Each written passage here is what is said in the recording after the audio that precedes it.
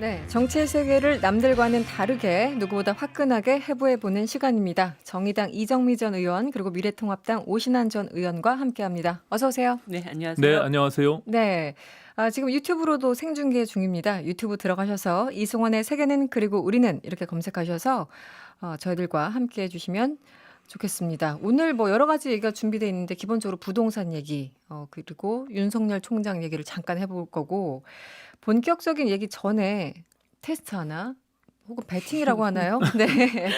내일 저희가 그 이제 민주당 당대표 경선에 나서시는 이낙연 의원하고요.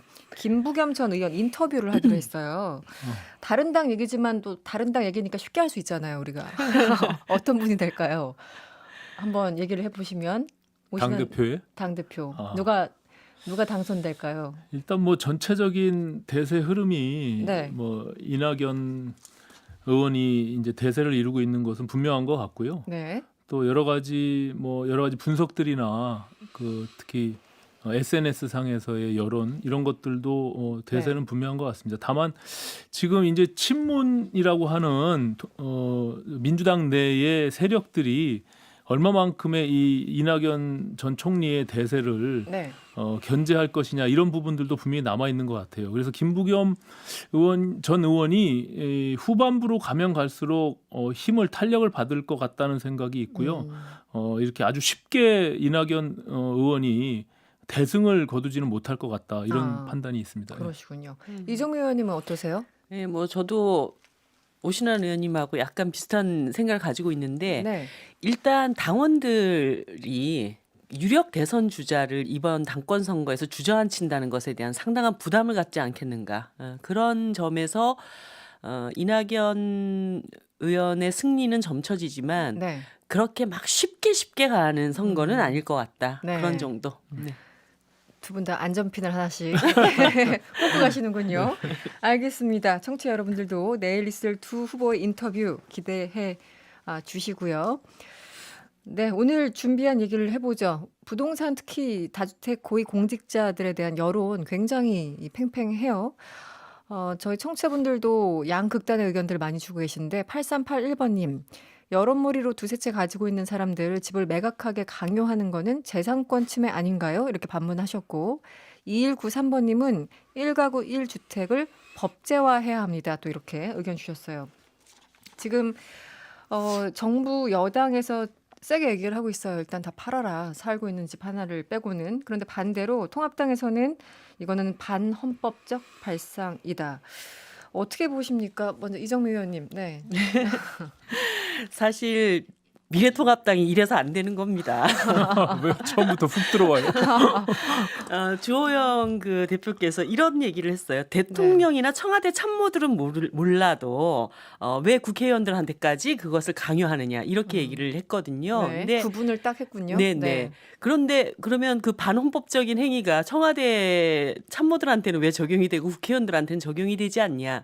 그리고 이것을 어떻게 보면은 우리가 법률로 그걸 강제한다라기보다는 네. 이 부동산 문제를 잠재우기 위해서 입법권자들부터 솔선수범해야 된다라고 하는 취지가 훨씬 더 강한 의미를 갖고 있는 것이잖아요. 네. 그러니까 정책 결정권자들이 나는 뒤로 뒷돈 챙기듯이 집 몇 채씩 갖고 있으면서 부동산 문제를 해결하겠습니다. 아무리 얘기를 해봐야 국민들이 그것을 신뢰가 안 가죠. 믿을 수가 없는 상태니까 우리부터 뭔가 부동산 문제로부터 자유로워지자. 그렇게 해서 거기에서 제대로 된 정책을 만들어 보자. 이러한 권고 같은 것이죠. 그런데 그 권고를 따르지 않겠다. 그리고 살펴봤더니 결국은 미래통합당 의원님들 40%가 다 다주택자들이라는 거 아닙니까? 네. 제가 20대 국회에서도 사실 국회 연설에서 이 말씀을 드렸고 네, 우리부터 1주택을 모범적으로 실현하자 이런 얘기를 했을 때 의원님들 주택 현황을 한번 쫙 다 파악을 해봤어요. 근데 정말 미래통합당은 부동산당이라고 할 만큼 네. 그렇게 많은 부동산들을 보유하고 계시더라고요. 네. 근데 내 거는 절대 포기하지 못하면서 일반적인 그 부동산 정책에 대해서는 그 문제를 잡아야 된다. 이렇게 얘기할 수는 없는 것이죠. 그래서 사실 이번에 미래통합당에서 이 발언이 나온 것은 너무나 전형적인 이율배반 네. 어떤 발언이었다. 저는 그렇게 보고 있습니다. 지금 이정미 의원이 이래서 미래통합당이 안 된다고 아니 이 반법적 지금 네. 부동산 정책의 책임은 네. 집권당인 민주당과 청와대가 져야 되는데 왜 이정미 의원님 왜 미래통합당을 이렇게 강하게 아니 싸잡아서 그거를 제대로 이렇게 책임을 비판하시는지 물으려면 모르겠는데 본인이 그런 문제를 해결하고자 하는 어떤 무조건 입장이 저는 있어야 이제 되죠. 기본적으로 주호영 대표가 얘기한 것은 네. 이것은 반헌법적인 상황이다. 법으로 강제하거나 이게 한 사람이 한 주택만 가져야 된다라고 그것을 이렇게 법률로서 정하는 것은 문제가 있다라는 측면이 있는 거죠. 다만 저는 이정미 의원님 지적하신 대로 이게 모든 이 정책이라는 것이 기본적으로 마지막 입법으로 완결되는 거 아닙니까? 네네. 그런 측면에서는 정치권의 국회의원들도 또 지금 경실련이 발표한 대부분의 민주당 시의원들 지금 뭐 상위 5명이 81채를 갖고 있다라고 지금 이렇게 발표를 했잖아요. 네. 이런 측면에서 보면 저는 뭐 정치권이 당연히 이 부분에 대해서 도덕적으로 같이 이제 호흡을 맞춰야 된다라고 생각합니다. 그래서 네. 미래통합당은 예외다라고 하는 것은 저는 맞지 않다라고 생각하고요. 다만 지금 민주당이 42명의 국회의원들이 다주택자로 이미 경실련이 발표했잖아요. 그러니까 이거는 숫자의 문제가 아니라 정치권에서도 솔선수범해야 된다. 그래야 그것이 결국엔 정치인들이 또 청와대 고위직들 공무원들이 하는 정책들이 일반 국민들이 그것을 신뢰를 갖고 받아들일 수 있는 거잖아요. 그렇죠. 그런데 네. 이것은 뭐 여야를 이렇게 문제 삼을 것은 아니지만 다만 지금의 21번에 걸친 부동산 정책이 잘못된 결과를 갖고 왔다. 이런 측면에서는 결과적으로 집권당인 민주당과 청와대가 책임이 먼저 우선돼야 된다고 보고요. 네. 그것을 이제 실천하는 과제 속에서 정치권들도 다 같이 1주택을 보유하는 것이 마땅하다 저는 이렇게 생각합니다. 네. 네, 그러니까 당연히 책임을 물어야죠. 청와대 민주당에 대한 책임을 물어야 되는데 그 책임을 묻기 위해서는 우리도 그런 문제들의 해결에 앞장서겠다라는 의지를 보여야 됩니다. 정치권 전체가 그럼요. 네네. 전체 국민 중에 다주택 보유자가 12% 정도 되는데 세상에 한 당의 국회의원이 40% 이상이 다주택 보유자다. 그런데 그런 당에서 청와대 민주당을 비판한다. 그러면 그 비판의 날이 무뎌지고 의미가 없어지게 된다라는 아니 말씀을 그 전 부분에 드리는 대해서는 거예요. 동의를 해요. 네. 다만 어쨌든 그것이 미래통합당이 전적으로 책임져야 될 문제다 이렇게 말씀하시는 것은 좀 제가 봐서 맞지 전적으로 않고요. 책임져야 된다는 말씀을 드린 적 없습니다. 아까 그래서 안 된다고 말씀드린 대로 그랬죠. 숫자의 문제는 아니지만 네. 민주당도 이미 42명이 다주택을 보유하고 있고 특히 노영민 실장의 경우는 작년 12월 달에 본인이 입으로 실소유자인 한 주택만 빼고 나머지는 다 매각해라라고 했는데도 불구하고 본인은 이미 2주택을 갖고 있었잖아요. 그러다가 지금 반포주택을 보유하고 청주주택을 팔겠다고 해서 지금 거센 여론의 반발을 받고 있는 거 아닙니까? 제가 그 질문을 드릴게요. 그러니까 노영민 비서실장 같은 경우 지금 굉장히 모든 이목이 주목돼 있는 그런 상황이었는데 이달 안에 일단은 반포에 있는 아파트를 처분하겠다라고 밝혔어요. 오늘. 그런데 이제 노 실장의 설명은 청주에 있었던 아파트는 비워둔 집이었지만 반포 아파트는 가족이 살고 있었다. 이렇게 해명 혹은 변명을 했어요. 여기에 대해서 어떻게 보십니까? 네. 어제까지만 너무 해도 뒤늦게. 노영민 실장이 아들이 살고 있는 집이라 불가피하다 이렇게 변명을 했는데 네. 오늘은 뭐 이제 너무 여론이 거세기 때문에 본인이 이제 사과하면서 네. 반포의 아파트도 팔겠다 지금 이렇게 나온 거 아닙니까? 네, 네. 다만 이제 그 과정에서 또 그 순서를 들여다보면 지금 양도세 자체를 3억 원 정도의 어떤 그 세이브할 수 있는 그런 절세 효과가 이루어진다는 거 아닙니까? 그러니까 그런 측면에서 보면은 사실은 노영민 실장이 그것을 의도했던 의도하지 않았던 국민들이 갖고 있는 상실감에 대해서는 분명히 문제가 있다고 보고요. 그런 측면에서 국민들이 분노하고 또 더군다나 정책을 집행하는 과정의 가장 주요 고위공직자인 네. 노영민 실장이 본인의 입으로 그것을 분명히 말했음에도 불구하고 본인이 실천하지 않은 그런 측면에서 국민들이 사실은 분노하는 것이거든요. 네. 그래서 결국에는 이 고위공직자들이나 또 청와대 관계자들 지금 현재도 비서관들 12명이 다주택자 비서관급 이상이죠. 네네. 다주택을 보유하고 있다라고 하니까 이분들에 대한 것들도 과연 그것이 금방 이렇게 매각이 되고 처분할 수 있는 것인지 아까 말씀하신 민주당이나 미래통합당의 국회의원들도 마찬가지로 그 부분에 대해서 실천할 필요가 있다 저는 이렇게 생각합니다. 네. 사실 저는 청와대 참모진들이 거의 대통령께 집단적인 항명을 한 게 아닌가 이런 생각까지 들었습니다. 네. 왜냐하면 대통령 취임 이후에 1주택 우리가 솔선수범하자. 그래서 대통령 본인의 집까지 처분을 해서 1주택자가 되지 않았습니까? 네. 그리고 노영민 실장이 이미 6개월 전에 이것을 청와대 참모진들이 다 1주택 해야 된다라고 본인이 얘기를 한 거예요.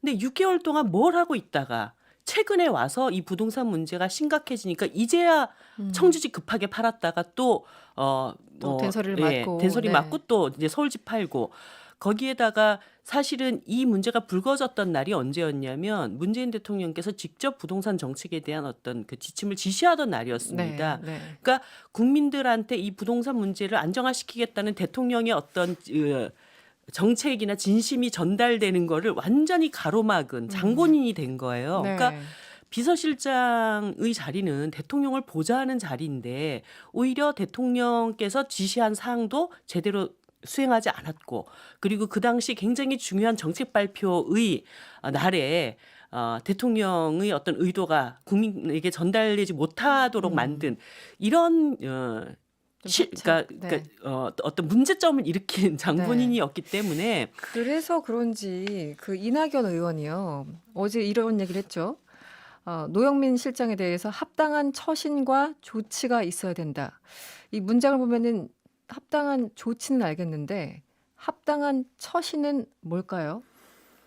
합당한 처신은 뭐 지금 사실은 이제 노영민 실장에 대한 거취 문제까지도 민주당 내에서도 지금 나오고 있죠. 그런데 이낙연 전 총리가 그 거취에 대한 부분을 언급했다라고 보여지는 것 같지는 않아요. 제가 봤을 때는. 해석이 다만 그렇게는 안 되나요? 예. 네. 다만 지금 전반적인 여러 가지 책임이 지금 이 정부에 대한 극한 분노에 대한 위기를 지금 맞고 있는 것이거든요. 특히 부동산 문제에서 네네. 특히 적극 지지층이라고 했던 3040 세대에서부터 민심 위반이 일어나기 때문에 여기에 대한 총체적인 책임을 더군다나 그 지금 노영민 실장이 그것을 불을 지른 그런 격이 되었기 때문에 네. 본인이 그 부분에 대한 거치 포함한 책임을 지는 것이 마땅하다라는 목소리가 나올 수밖에 없는 것이죠.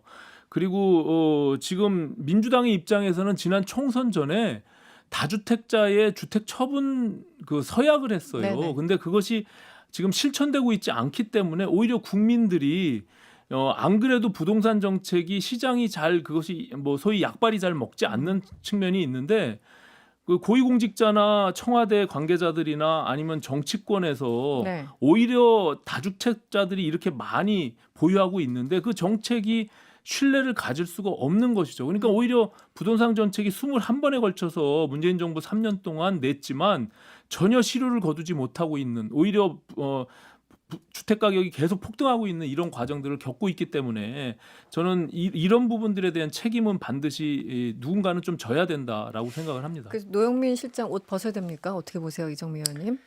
책임을 면하기는 어렵다고 봅니다. 대통령께 굉장히 누를 끼친 비서실장이 계속 그 직을 유지하는 것을 저는 본 적은 없습니다. 네. 지금 이재명 지사도 그렇고 원희룡 제주지사도 그렇고 국회의원 부동산 백지 신탁론을 들고 나오신 분들이 좀 계세요. 어떻게 보세요? 그러니까 주식 같은 경우 백지 신탁 하잖아요. 근데 이제 부동산도 그렇게 같은 개념으로 하자 이런 취지인데 이런 입장들은 어떻게 보십니까?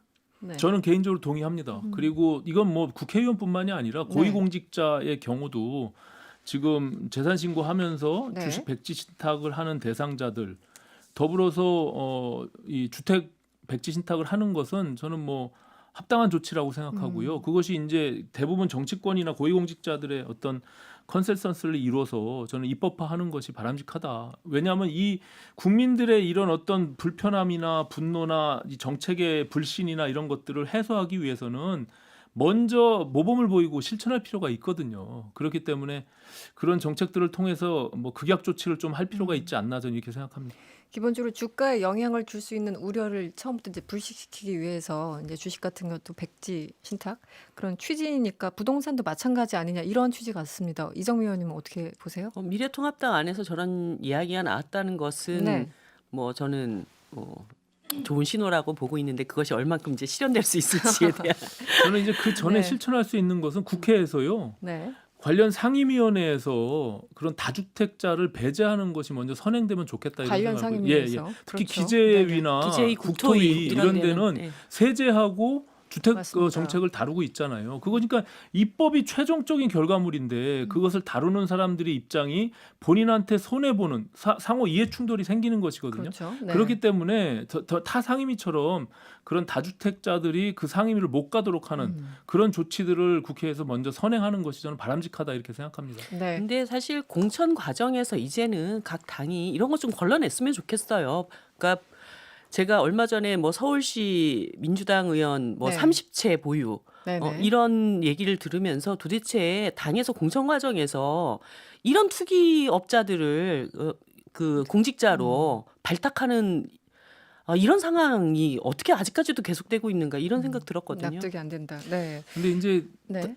지금 이 정부가 취하고 있는 이제 부동산 임대업자들에 대한 여러 가지 특혜 때문에 네. 그것을 편법적으로 이렇게 이용하는 측면들이 있거든요.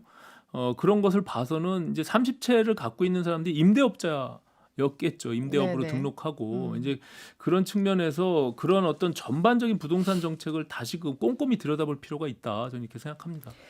네, 세법 강화 문제에 대해서 조금 뒤에 저희가 질문을 드리겠고요. 잠시 광고 듣고 돌아오겠습니다. 네, 정치와 사랑에 빠진 정치의 세계 이정미 전 의원 그리고 오신환 전 의원과 함께하고 있습니다. 부동산 얘기는 2박 3일 해도 모자른데 저희가 한 2, 30분 내에 뭔가 하려니까 참 힘드네요.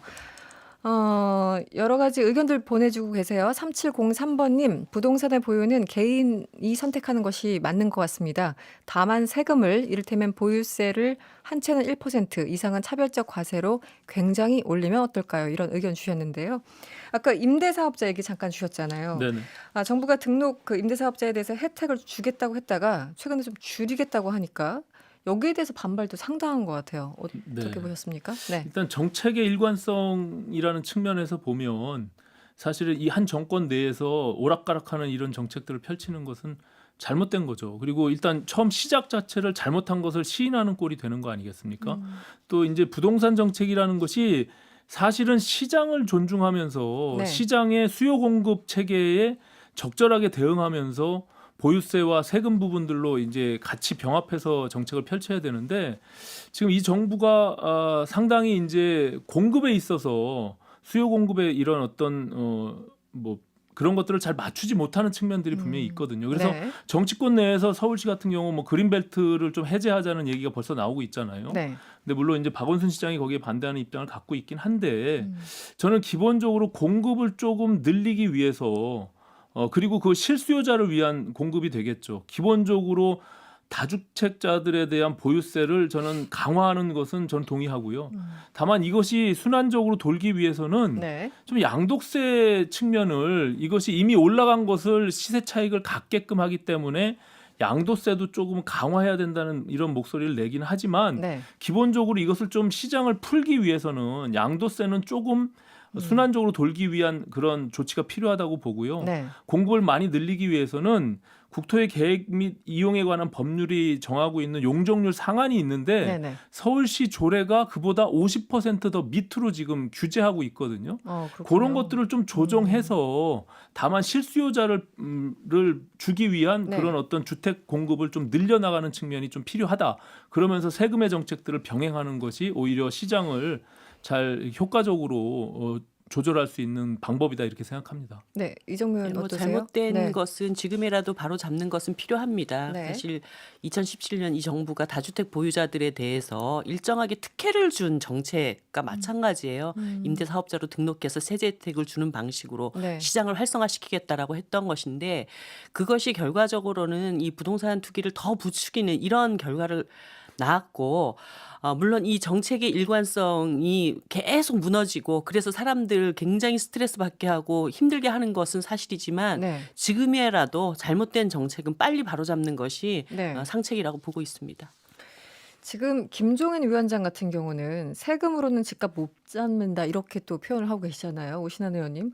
그럼 어떻게 해야 됩니까? 그러니까 모든 정책이라는 네. 것이 한 가지 처방만으로 다 완벽하게 해결될 수는 없죠. 근데 지금 이 정부는 그것을 올고지 이제 규제 일변도로 그리고 세금으로 그것을 자꾸 틀어막으려고 하는데 네. 저는 그것과 병행하면서 아까 말씀드린 시장의 수요 그리고 아까 지금 이정미 의원님 지적하신 임대사업자의 편법적인 어떤 이런 보유 이런 네네. 것들도 병합적으로 같이 정책을 펼쳐야만 효과가 있는데 그냥 무조건 보유세만 계속 올린다고 해서 이 시장이 안정화된다라고 보지 않는다는 의미를 갖고 있는 것이죠. 뭐 종합적 대책이 필요하다는 말씀은 맞고요. 네. 하지만 세금 정책이라고 하는 것을 우리가 제대로 한번 써본 적이 있나? 김종인 위원장님께서 그렇게 얘기하실 만큼 보유세를 제대로 걷어들인 어떤 그런 정책이 네. 진행이 되었는가? 이것을 물어야 됩니다. 그러니까 사실 그 노무현 정부 당시에 이 부동산 문제를 제대로 해결하기 위해서 보유세를 인상하면서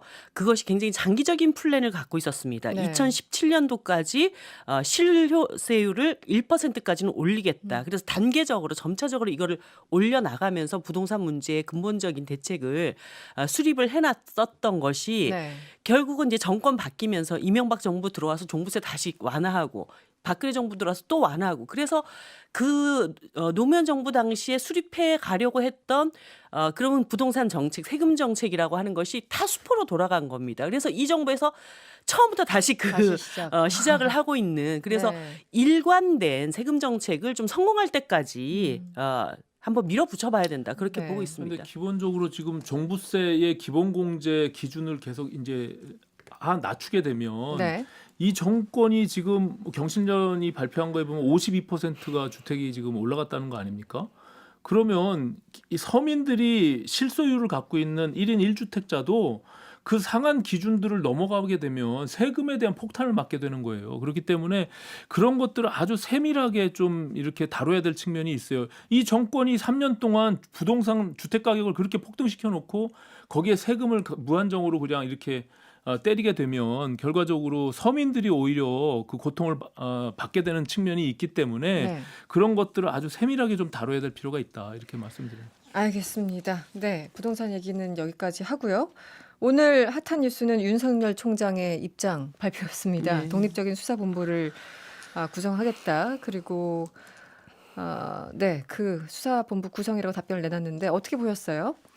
사실 법무부 장관의 지시를 받아들인 듯 하면서도 그냥은 못 받아들이겠다. 네. 이렇게로 봐야죠. 그러니까 총장이 지휘권한 갖지 않고 네. 그리고 결과만 보고 받아라. 네. 이거 받은 거고 그다음에 수사팀 교체 안 된다. 그리고 특임 검사도 안 된다. 그 두 가지를 다 피해가면서 독립적인 수사본부라고 하는 것을 얘기를 한 거죠. 그러니까 지금 이게 엄청나게 오랜 기간 동안 그 법무장관과 검찰총장의 이 갈등을 지켜보는 국민들의 입장으로 봤을 때는 여기에서 뭔가 타협점이 나올 수 있겠는가 이렇게 생각을 하게 될 거라고 봅니다. 그럴 때 제가 볼 때는 추미애 법무장관 스타일로는 네. 이렇게 받아들인 듯 하면서도 어떤 다른 대책을 내놓은 것을 장관 스타일로는 수용하기가 굉장히 어렵지 않을까. 그럴 때 대통령께서 이 정도면 됐다라든가 아니라든가 어떤 그 언질이 이제 있어야 될 시점까지 오지 않았나 이런 생각이 들고 저는 사실 추미애 장관이 내일까지 이제 그 시한을 줬을 때 이런 네. 생각을 했거든요. 네. 한마디로 너도 죽고 나도 죽는다. 그러니까 안 받아들일 거 뻔할 거기 네, 때문에 네. 그렇게 하고 징계하고 나도 법무장관 던지고 뭐 네. 이렇게 하지 않을까라고 생각을 거기까지. 했어요. 거기까지 갔기 때문에 저는 오늘 뭐 산사에서 그런 절하는 페이스북에 모습까지. 그런 것도 남겼다고 보는데 결과적으로 이것이 이제 타협책이 될 수 있을 것인가는 결국은 최고 수장 그 임명권자가 판단할 수밖에 없는 상태까지 오지 않았는가. 장관이 그러니까 수사지휘권을 발동하면서 사실 서울중앙지검에서 하고 있는 수사 그냥 그대로 하게 내버려도 이게 기본적인 취지였는데 네. 이번에 오늘 윤 총장의 발언은 답변은 서울고검장에 의한 네. 그러니까 고검에 맡기면서 그렇죠. 그리고 현 수사팀을 같이 이제 복속시키면서 그렇게 타협안을 나름 마련해 놓은 것 같아요. 저는 절묘한 선택이라고 보고요. 절묘하다. 예, 제가 지난주에 네. 결과적으로 윤석열 총장이 수사지휘를 일부 수용하면서 네네 그러셨죠. 본인의 입장도 충분히 반영하는 것으로 돌파해낼 것이다라고 생각했는데 지금 말씀하신 것은 결국에는 중앙지검장인 이성윤의 지휘를 받는 그런 수사는 받아들일 수 없다. 그건 의도가 분명하다라고 받아들인 것 같고요. 다만 장관의 수사지휘도 수용할 수밖에 없는 입장이기 때문에 네. 지금 이런 어떤 독립적인 수사본부를 건의한 것 같고요. 과거에 벌써 이성윤 중앙지검장과 네. 윤석열 총장의 악연이 있었거든요. 지난 9월 달에 이미 조국 수사할 때 네네. 총장을 배제한 이성윤 당시 검찰국장이 그것을 제안한 적이 있거든요. 그런 측면에서 보면 지금 중앙지검장이 지휘하는 형사 1부인데 그것을 그 수사를 온전히 네. 믿을 수는 없다라고 하는 것이 윤석열 총장의 뜻인 것 같고요. 그래서 서울고검장이 지휘하는 그 독립적인 수사본부. 다만 지금 장관이 수사 지휘한 내용들을 그대로 담아서 형사 1부가 그대로 수사를 계속 진행할 수 있도록 하는 그런 어떤 절묘한 수를 낸 것이 아닌가 생각하고요. 저는 지금의 상황이 국민들이 너무나 불편해요. 그리고 힘들어요. 힘들죠. 예, 네. 같은 임명권자인 대통령이 임명한 검찰총장과 법무부 장관이 매일매일 이렇게 싸우는 모습들이 국민들로서는 참 어렵거든요. 그렇기 때문에 이것이 하루빨리 좀 정리가 되는 것이 좋다. 그것이 그리고 검언유착이 그 진실을 빨리 밝히는 게 더 중요한 것이잖아요. 일단 그게 장관과 문제죠. 검찰총장이 네. 싸우는 모습을 보는 것이 중요한 게 아니라 네네. 그런 측면에서는 일정 정도 이런 타협안을 내서 합의를 하는 것이 저는 마땅하다 이렇게 생각합니다. 근데 이제 이 고검장이 또 윤석열 네. 총장의 측근이다라고 하는 지금 라인들이 뭐, 너무 다 예. 분명해서 예, 참 알려진 복잡한 근데 바로. 어쨌든 네. 형사일부 수사팀이 그대로 수사를 진행하니까 네. 저는 이런 정도의 독립수사본부를 차리는 것이 오히려 양쪽이 다 손 털고 객관적인 수사본부 속에서 수사하는 것이 마땅하다 이렇게 생각합니다. 지금 말씀 중에 오신환 의원님 말씀 중에 추미애 장관이 역시 역시 정치인답네요. 독립수사본부 거부하겠다 이렇게 속보가 네 한마디씩 예. 해주시죠. 네 이렇게 되면 뭐 둘 다 옷 벗어야죠. 어떻게 하겠어요? 아까 그 시나리오 둘 다 옷 벗는 극단으로 오신환 역시 의원님. 정치인 장관답게 승부수를 내는 것 같은데요. 참 국민들만 피곤하다 저는 이렇게 생각합니다. 예. 네. 사건의 실체는 어디 가고 지금 이게 싸움으로만 가고 있는 건지 일단 수사 좀 제대로 했으면 좋겠습니다. 네, 오늘은 여기서 마쳐야 되겠습니다. 지금까지 정치의 세계였고요. 이정미 전 의원 그리고 오신환 전 의원과 함께했습니다. 오늘 고맙습니다. 네, 감사합니다. 감사합니다.